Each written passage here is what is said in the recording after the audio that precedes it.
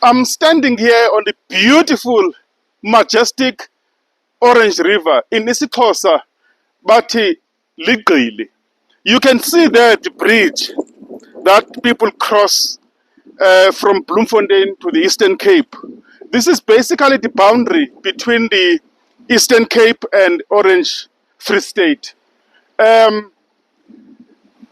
Today, you may recall that in my previous videos, I spoke briefly about the history of Harrismith and Durban, named after the British officers who fought in the 100 Years' Wars against amaXhosa. Today, I'm here in this beautiful town of Alwal North, now called Maletswai. The topic of my investigation today is, who was Alwal? Who named this town called Alwal? Interestingly, this town is also linked to the 100 Years' Wars. It was named by Major General Harrismith in 1849. He named it after a town in India where he obliterated the Indians in the Battle of Alwal in 1847. And then Smith was promoted from a colonel to a major general. Then he was knighted, Sir Harrismith.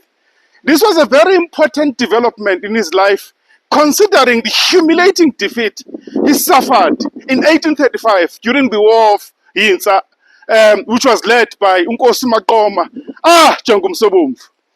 After that crushing defeat, Smith was demoralized. He sank into alcoholism. He was sent to India. Then he redeemed himself in 1847 when he defeated the Indians in the town of Alwal. Then in 1848, he was sent to South Africa following the defeat of Major General John Hare by King Sandile in the War of 1846. So then the colonial establishment sent to Smith, go back to South Africa now to avenge the defeat of 1835 by Nkosi Maqoma, the defeat of 1846 by King Sandile. So when Smith landed here for the second time, it was his finest hour. It was his moment of glory, the moment of conquest. So when he walked here, seeing this majestic river, he named this town Alwal. Today they call it Alwal North, because it was his moment of glory, his moment of conquest. That's where this name comes from. It had nothing to do with South Africa. Interestingly, as he named this town in 1849, on the 24th of December, 1850, he faced Nkosi Maqoma for the second time in what became known as the longest war ever fought between Africans and Europeans in the 1800s. So in that war, when Maqoma faced Smith for the second time, the crust of this war was fought in a town called Fort Beaufort, now called Goma, in a mountain called Ntonsi. The British officers named that place Mount Misery.